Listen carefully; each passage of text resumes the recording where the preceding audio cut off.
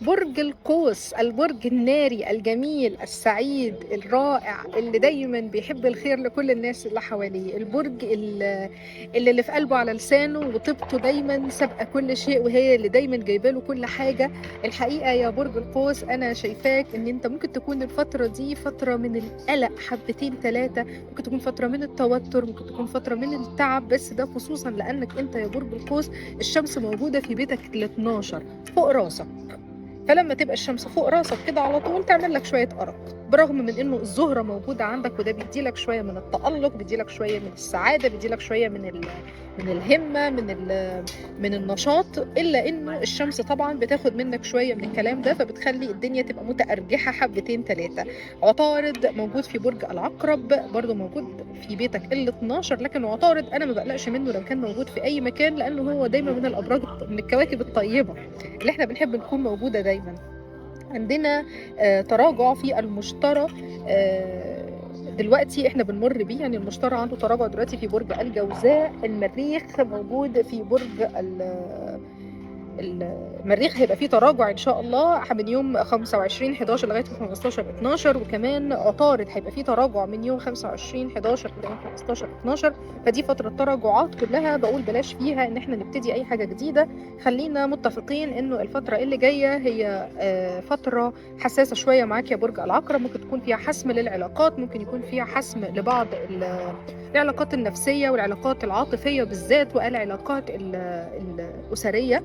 ممكن يكون عندك مشاكل مع احد افراد اسرتك يا برج القوس، بلاش تنجرف وراء حاجه زي كده. حد من الاطفال الاسره ممكن يدفعك الى انك انت تدخل في مشاكل او في صعاب، برضو بلاش ندخل في الحته دي، خليك دايما عارف ان انت مكانك دايما في حته عاليه قوي، بلاش تخلي حد ياخدك من الحته دي. برج القوس انا شايفاك في النص التاني من شهر 11، يعني ان شاء الله ممكن من يوم 20 11 تكون انت عروس وتسمع كلمات حلوه. برج القوس الشهر ده ممكن يكون عندك مشاعر طيبة تبتدي تظهر، مشاعر حلوة جميلة تبتدي تحس بيها الفترة دي مع الناس اللي حواليك كلهم.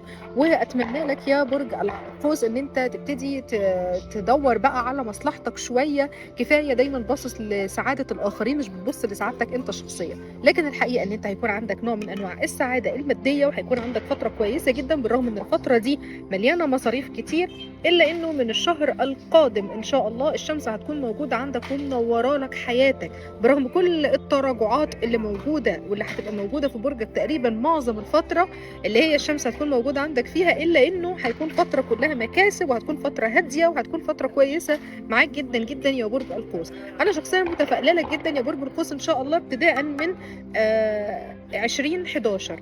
انا بقول بس حاولوا ان انتوا تهدوا شويه وتهونوا الامور على نفسكم شويه لغايه يوم 20 11.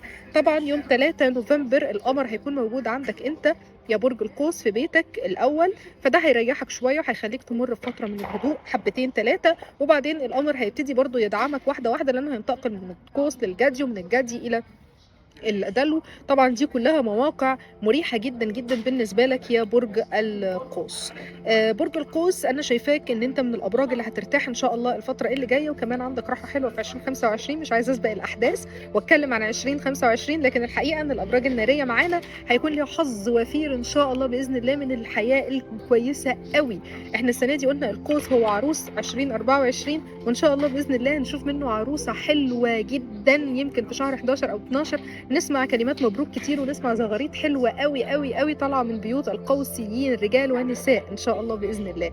فالفترة اللي جاية هتكون فترة حلوة معاكم يا برج القوس، فترة ممكن تكون بس نعدي لحد يوم 20 11، ممكن يكون في سفر يتلغي لو انت كنت بتسعى إليه، فبلاش تسعى إليه دلوقتي، خليك أحسن السعي بتاعك يبقى من بعد 20 11. ممكن يكون كمان عندك انت عقود كنت مستني انها تتم، العقود دي ممكن تتأخر شوية لكن هيتم التوقيع عليها. الحقيقة أنا مش شايفة حاجة وحشة إن شاء الله معاك يا برج القوس، بالرغم من وجود الشمس في موقع مؤرق شوية اللي هو بيتك ال 12، إلا أن أنا مش شايفة أن الوضع مؤرق إن شاء الله، نظرا لوجود كواكب تانية بتدعمك في أبراج أخرى برضو نارية زيك وهوائية زيك، ودي بتدي لك دعم كويس. مجرد ما بيكون التراجع بتاع عطارد موجود في برج الجوزاء، فأنت بالمقابل أنت بتبقى في المواجهة مع الجوزاء، يعني القوس مواجه للجوزاء، وطالما هنا في مواجهة وفي تراجع في عطارد، تراجع أنا أسفة في المشتري في الجوزاء، فهنا ده معناه إن أنت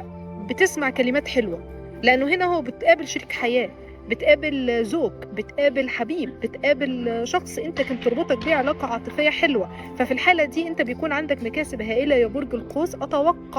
اتوقع ان شاء الله باذن الله ان انا اسمع كلمه مبروك كتير من ناس كتير منكم، ان شاء الله باذن الله يقولوا فعلا تم الارتباط، وان انا قوسيه او انا قوسي، وفعلا حصل ارتباط، وفعلا حصل مصالحات حلوه، وحصل رجوع لاشخاص ما كناش متخيلين ان هم يرجعوا ويقولوا انا اسف او انا اسفه.